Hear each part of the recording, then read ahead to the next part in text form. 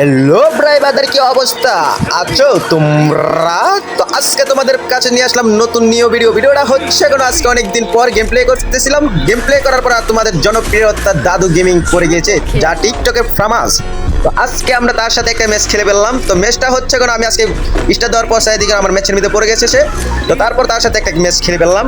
তো ম্যাচটা যদি না দেখো তোমরা অবশ্যই বুঝতে পারবে না কি মারাত্মক খেলাটা হচ্ছে। তো আমি কোনো বারবার মরে যাচ্ছি, ওই আমার রিভাইভ দেয় কিন্তু ক্রাশ তো ওই ডেজার দিয়ে কি মাইটটা না দেয়।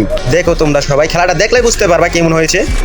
আপনারা সবার মনে থাকবে কারণ ওই গেম প্লে করতে পারে না, ভিডিও বানাতে আসছে।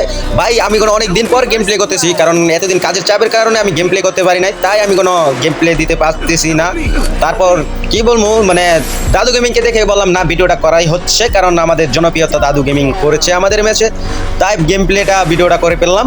তো আপনারা সকলেই দেখবেন ভিডিওটা দেখতেই বুঝতে পারবেন কি মজার একটা খেলা হয়েছে। তো আপনারা সবাই অবশ্যই দেখবেন, দেখে লাইক কমেন্ট শেয়ার করে দিবেন।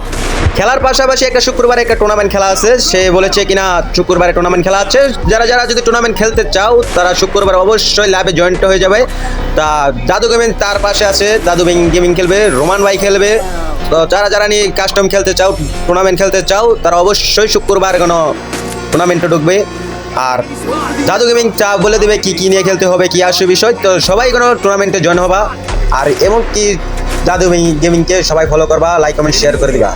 সেইটা বলেছে। তার পাশাপাশি যদি সে এক সপ্তাহের ভিতরে মানে 7 দিনের ভিতরে যে ফলো দিবে তাকে ফলো ব্যাক দিবেন দাদু গেমিংয়ে।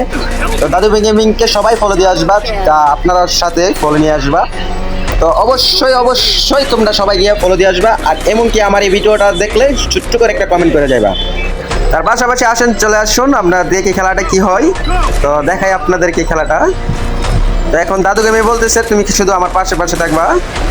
তখন আমি যখন পাকনামি করে আগাইতেছিলাম আমার মায়েরা দিছে। তো যখন দাদু গেমিং গেছে, দাদু গেমিংকে মেরে দিছে। ভাই মাথাটা নষ্ট হয়ে গেছে আমার। তো মাথাটা গরম হয়ে যাওয়ার পর ওই আমার রিভাইভ দিছে একজন, আমাদের ব্যাকআপ প্লেয়ারের রিভাইভ দিছে। তো রিভাইভ দেওয়ার পর আমি এখনো আগুন দুইটাকে আমি একলাই মারবো যেমন হোক। তারপর সরাসরি ডাইরেক্ট গিয়ে রাজ দিয়ে পালাইলাম। তো রাজ দিয়ে দুইটারে ভাই মাইক টানা দিলাম, দিয়ে ম্যাচটা নিয়ে আসলাম। তো আমরা 3-1 রাউন্ড হয়ে গেছে। দাদু গেমিং বলতেছে তুমি আমার পাশে থাকবা, তুমি যাও কেন, তোমার জন্য আমিও মারা খাই তুমিও মারা খাও। তো আমি বললাম আচ্ছা ঠিক আছে, আমি তোমার পাশাপাশি তোমার সাথে থাকবো। তো আবারও পাকনামি করতে গিয়ে সেরকম আমি দিয়ে দিলাম রাজ দিতে গিয়ে সেরকম আবারও খাই পেলাম মারাটা। তো মারা খাই পালাইছি পর কোনো দাদু গেমিং চাতাচাতি করতেছে। তো আবার কোনো দাদু গেমিং বলছে, দাদু গেমিং বলেছে তুমি তো বিবেস পাও নাই, তুমি এটাই দেখো, কারণ তুমি বিবেস পাওয়ার যোগ্য না। ভাই আমার মাথাটা হয়ে গেছে নষ্ট, আমার মনে লেগে গিয়েছে কষ্ট, আমি আর কিছু বলতেই পারি না। La vida es un carrusel.